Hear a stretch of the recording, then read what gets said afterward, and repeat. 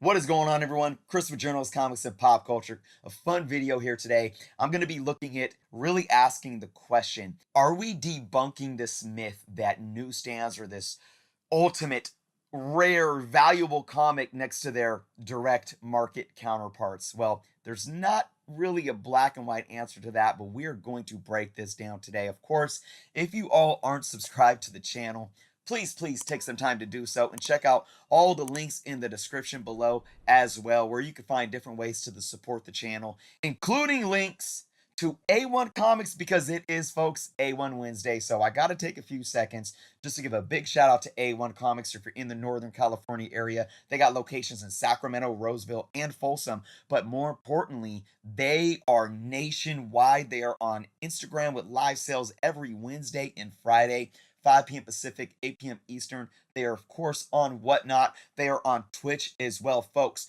Their information is below. Check them out. Give them some love. And I promise you, you will not be disappointed. But we got a video to talk about. I heard he sells comics, and they're all newsstands. All right. Now, of course, this history is going to provide the context for everything that I'm going to talk about today. Now, a lot of us have seen something like this before, especially the image on the left, where we look at the newsstand percentage versus direct on the market.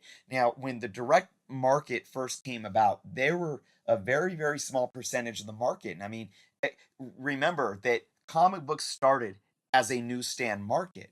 The direct market came along and essentially changed the game as we know it. It took a long time, though, for direct to even catch up to newsstand. As you see that it wasn't until about 1986 that there was a 50-50 split between newsstand and direct. And then after that, going into the late 80s, newsstand started to dwindle off. And of course, you get into the 90s, and there is a very small percentage that is newsstand. And if you look at the chart on the right, it gives you more of that visual of how much more the direct market took over once the 90s hit. So this is very important always, but I often see folks out there, whether it's in IG live sales or Whatnot live sales or just whatever the case may be, and talking up, oh, it's a newsstand. And I'm thinking in the back of my head, I mean, are we understanding the context? Now, even the context of, well, if you're calling out the fact that a comic book in the late 1970s is a newsstand as a way to hype it up to, sell it for a higher value, is that invalid? I'm not going to completely say that it's invalid, but I will say this. And this is what I say in my Whatnot live sales, because I want to be completely honest and transparent. If you look specifically at the amount of newsstands versus direct, there's two things that you need to understand: the amount, the percentage, and how many were actually produced. But secondly, how many were either returned, because the newsstand markets, the LCSs, the newsstands themselves, anybody that was purchasing their comic books from the newsstand market had the ability to return the comics to the publishers to get a refund back or to get money back. So even though, let's take for example, in 1982, 80% were newsstand, but how many of those 80% had half of the cover ripped off, because that's what they would do before they sent them back? How many were sent back? So that eliminates something off top, a certain amount of those comics off top of that percentage, right? And then how many were, damaged sitting on the newsstand? So the thing that you got to take into consideration is grade. Personally, I don't hype up newsstands at all until a certain point in time around the mid 80s, just because of how prevalent they were. But if it's a high grade, that's where, as a collector or as a buyer, you might be willing to say, okay, this is a very fine near mint or a near mint higher, and it's a newsstand. It came out in 1980. Now, there were a ton of newsstands, but because it's in such high grade, maybe there's fewer high grade copies out there on the market, and that may be a reason to look at the fact that it's a newsstand as a reason to pay a premium even for the early newsstands.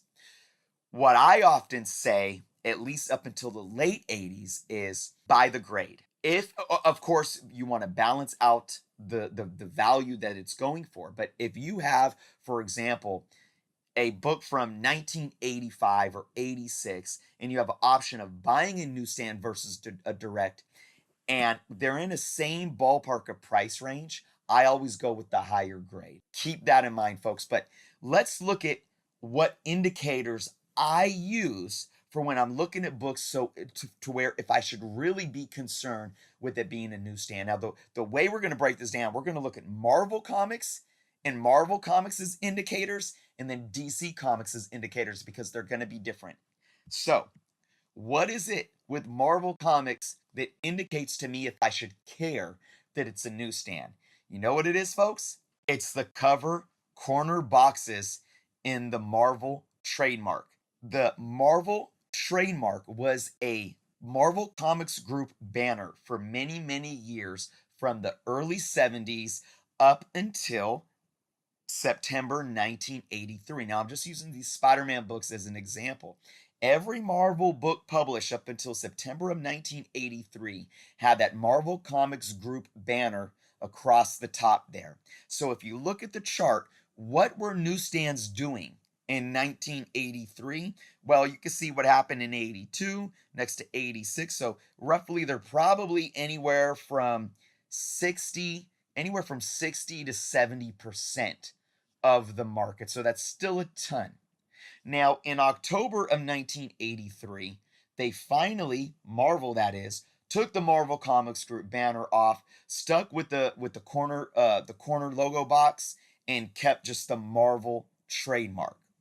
This is an indicator for me to say that personally, anything before October of 1983, I'm not going to be too concerned with it being a newsstand whatsoever. So if a Marvel comic has that Marvel Comics Group banner at the top, I don't care if it's a newsstand or direct.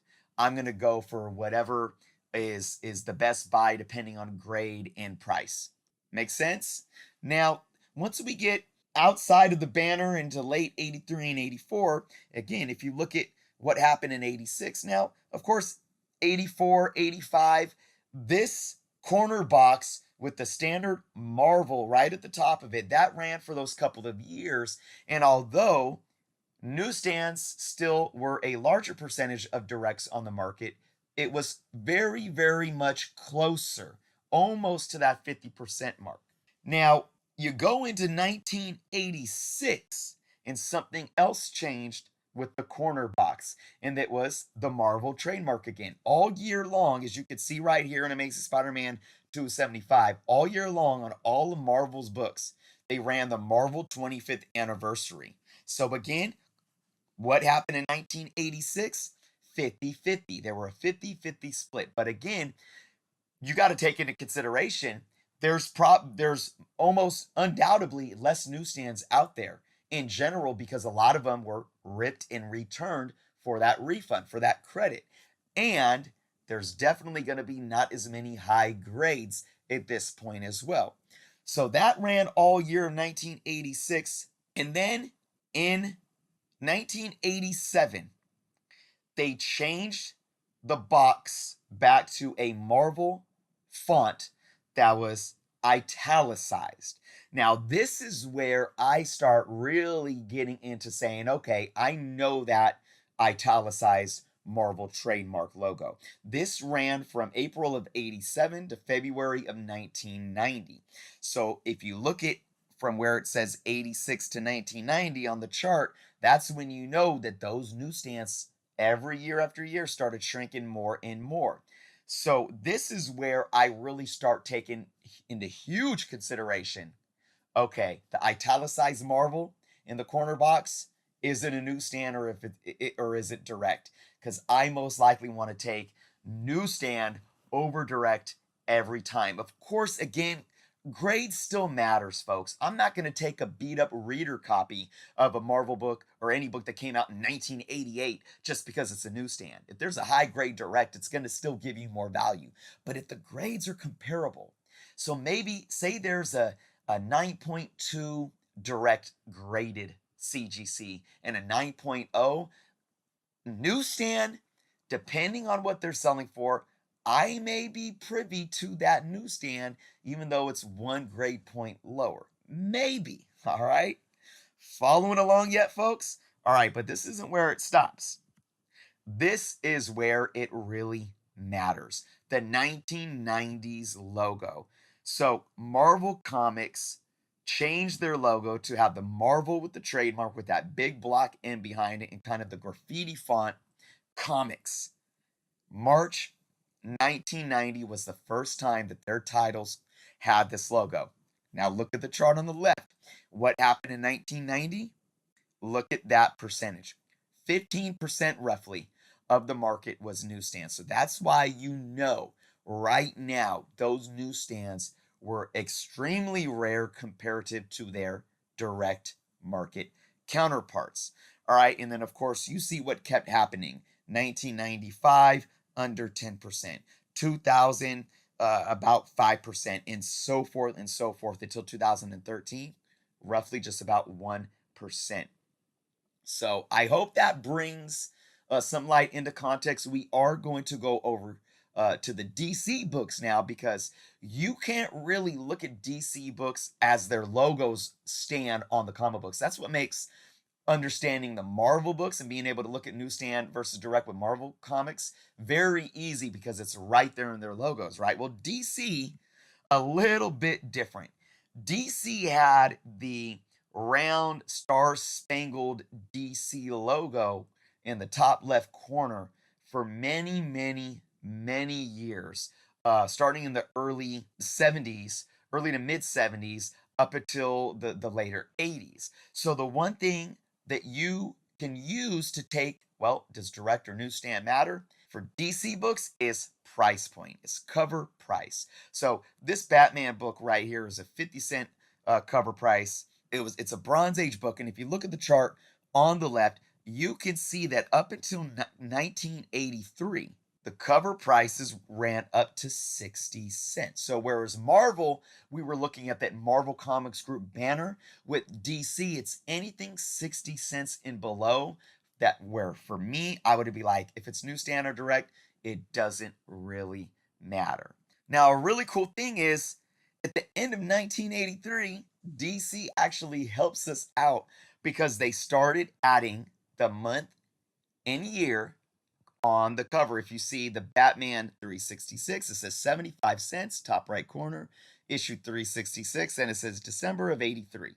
This lasted up until February of 1989, where after that, they started taking the price point off again. So you had to look, okay, this is Batman 483. Well, it's $1 cover price. So you go to the cover price chart. When were books selling for $1? Okay, so roughly, around end of 89 to 1990. So that's why you can know that, okay, direct versus newsstand matters. These newsstands are pretty rare on the market at this point in time. But looking at what they did with the books, having the actual year on the cover from 83 to 89, again, you could just use that year, look back to the chart. If it's 84 to 85, you might want to take it into consideration if it's a higher grade. But once you get into 86 up to 89, it starts dwindling a little more in terms of the newsstand percentage. Now, what matters with DC is again that 90s logo, and they actually did change it to make it different to where we can use it as an indicator. And this happened in January of 1990. Now you can see that they still have the same Star Spangled DC logo, but what happened under that logo? Well, they have a corner box now.